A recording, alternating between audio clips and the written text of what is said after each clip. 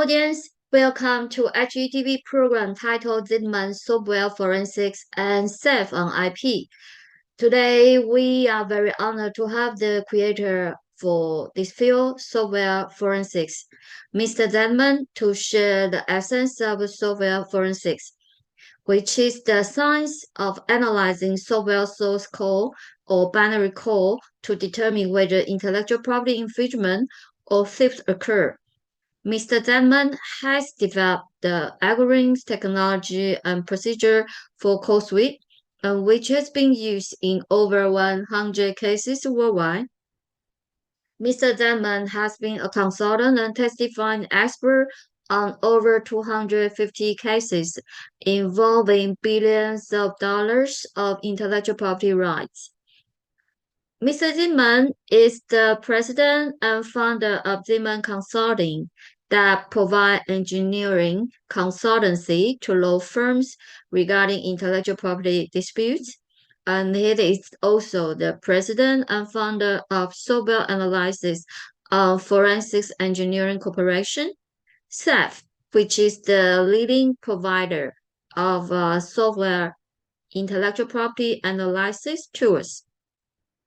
He's also the author of the book titled The Software IP Detective Handbook, Measurement, Comparison, and Infringement Detection.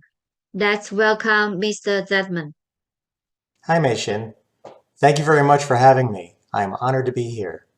Mr. Zeidman, thank you for opening Zeidman Software Forensics and Sub on IP on HETV for every Wednesday at 1 p.m. Would you mind giving us the brief introduction of your company's first Software Analysis and Forensics Engineering Corporation and your tool, SAF and CodeSuite? Nevertheless, how to apply this tool into litigations? I'm Bob Zeidman, and I'd like to thank you for inviting me to talk about my company, Software Analysis and Forensic Engineering, also known as SAFE Corporation. I'm the president and founder of both SAFE Corporation and Zeidman Consulting. I'm the creator of the field of software forensics and the developer of the CodeSuite forensics tool. I'm the author of the book, The Software IP Detective's Handbook, and I have degrees in electrical engineering and physics from Cornell University and Stanford University. I'm going to give an overview of our company, of the technology, of our products, and the markets for our products. Our mission is to be the leading supplier of software forensics tools. We were founded in August 2007. CodeSuite was developed and in use since 2003. And I've funded the company myself, and it's been profitable ever since its founding. Our product is typically used for forensic analysis, including copyright infringement litigation, trade secret theft litigation, and it's been used in over 110 cases worldwide. It's also used for software development analysis, including the implementation and validation of a software cleanroom, and it's used to measure software development time and evolution. Now I'll talk about the technology behind our CodeSuite tool. First, let me explain what is source code. Source code is the human-readable code written by a computer programmer. That code is typically put into another program called a compiler, and the output of the compiler is machine code or object code, which are the binary ones and zeros that are read by a computer and interpreted to be executed as a program. CodeSuite is used for intellectual property protection of software. Before litigation, if you suspect another party of having copied your code, you would use the bidmatch function of CodeSuite to compare your source code to the other party's machine code. Bidmatch would then give signs of possible copying even though you don't have access to their source code. Such possible signs of copying indicate the need for you to negotiate with the other company or litigate against the other company. Once litigation has begun, you will typically get access to the other party's source code. You would then use the code match function of CodeSuite to find matches between the two sets of source code. You would use the source detective function of CodeSuite to search the internet for those matches, determine whether they are common or unique. You would use the code cross function of CodeSuite to find commented out code, which can be an indication of copying. And you can use the code diff function of CodeSuite to find differences and similarities between the two sets of source code. I'm now going to talk about the use and the algorithms behind our CodeSuite product. CodeSuite consists of a number of different functions. The bitmatch function compares source code with machine code to find indications of copying. CodeMatch compares two sets of source code to find indications of copying, even if one of those sets of source code has been modified. Source Detective searches the internet for matched elements of code to determine whether they are common or unique. Code Cross compares functional source code statements with non-functional source code comments. And Code Diff compares two sets of unmodified source code to find similarities and differences.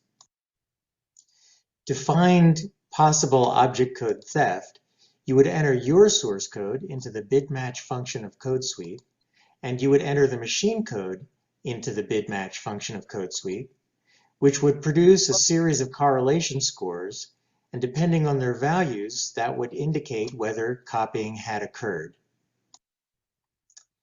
To determine whether source code theft had occurred, you would enter your source code into the CodeMatch function of CodeSuite, along with source code from the accused party. CodeMatch would then output a series of correlation scores that, depending on their values, would give an indication of whether copying had occurred. CodeMatch creates correlation scores by dividing source code into its basic elements of identifiers, statements, comments, strings, and instruction sequences. Each of these elements are compared separately in the two sets of code, and each are given separate correlation scores, which are then combined into a single correlation score. I'll now discuss the commercial markets for the CodeSuite tool. The markets for CodeSuite include IP protection, such as when an outsourced software development team wants to determine whether any of its employees use copied or unauthorized code in its product.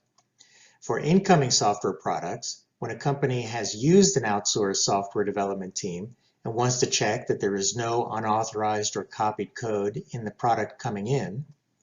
For mergers and acquisitions, when companies merge or acquire another company, to determine whether the company's code uses any unauthorized or copied software. And of course, for software copyright infringement litigation.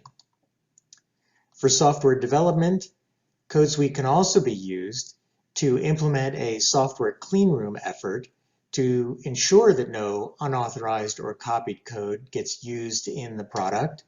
And it could also be used to measure software development.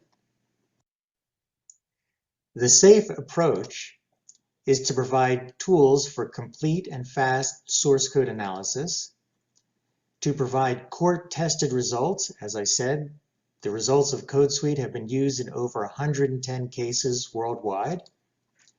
And we also train experts and consultants in using the tools so that they can present accurate results.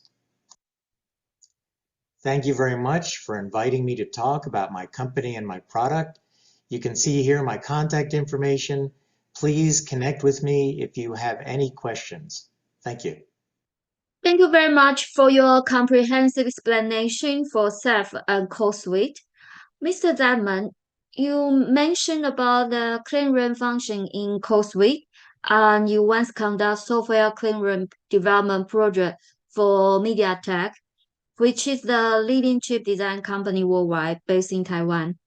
Our program is in Taiwan, as you are aware. So would you mind further enlighten us what is the cleanroom development and how the clean room project to be performed so that our audience, if they have the needs, they could come to you? My team and I have actually been involved in a number of clean room development projects. Even before I started consulting and before I started doing software forensics, I worked for a company that had a joint project with another company. And in that joint project, they needed to make sure that they isolated all of the programmers who weren't working on that joint project from the other programmers in the company.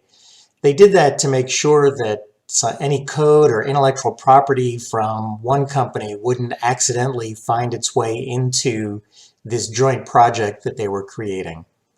And as I got involved in software forensics, my consulting team and I started being asked to supervise clean room development processes.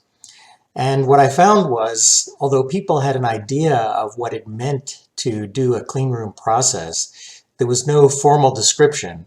There hadn't been a formal description since 1984, I think it was, when someone wrote a book on clean room development and how to protect your intellectual property during some kind of joint development project. But the book was outdated. This was already the late 90s, and the book talked about phone calls. It didn't talk about email. So in my book, the Software IP Detective's Handbook, I dedicated a chapter to creating a clean room, a software clean room. And what it involves is having what's called a dirty room and a clean room. And the places where I see it most often, by the way, are situations where some engineers working on a project for one company leave that company and go to work for a competitor. So that's perfectly legal in most places, in most circumstances, but you want to make sure they don't accidentally bring some intellectual property from the competitor, because that would not be legal. At least it would get them in trouble. So what they do is they put all of the programmers who came from the competitor into what's called a dirty room. And the dirty room is isolated from what's called the clean room. And if a competing program is being developed, it'll be developed by the programmers in the clean room who have had no contact with the programmers in the dirty room, no direct contact, and no direct contact with the competitor from which they came. Then the programmers and the people in the dirty room, and these don't have to be physical rooms, although in some cases that is useful or necessary. But the programmers and the people in the dirty room can write high-level specifications that describe the functionality of the software, but don't describe any specific code. And then all communications between the dirty room and the clean room are monitored by an unbiased party called the monitor that has no stake in whether this new project works or not. They're not a competitor in the industry. They're someone like my consulting team. And so all communications go back and forth are monitored by the monitor to make sure that nobody's passing code or any other proprietary intellectual property between the clean room and the dirty room. And the development will take place in the clean room by programmers who are just looking at high-level descriptions of functionality and are never looking at any original code. So again, in the dirty room, you have people who are contaminated, so to speak, by having worked at the first company and then having left to go to the second company. The clean room are people that are developing code without any contact at either company. And the monitor is an unbiased source, an unbiased party, like my consulting company, that monitors all communications going back and forth to make sure that no proprietary intellectual property is accidentally or purposely sent from the dirty room to the clean room.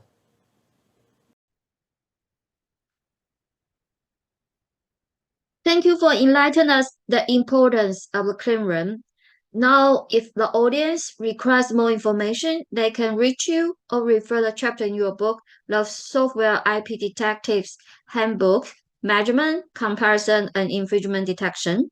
Thank you again and see you on our next program. Dear audience, please do come back next Wednesday at 1 p.m. for Zeidman Software Forensics and Self-Owned IP on HETV. Do not miss the opportunity to sharpen your skill and enhance your proficiency for career competence.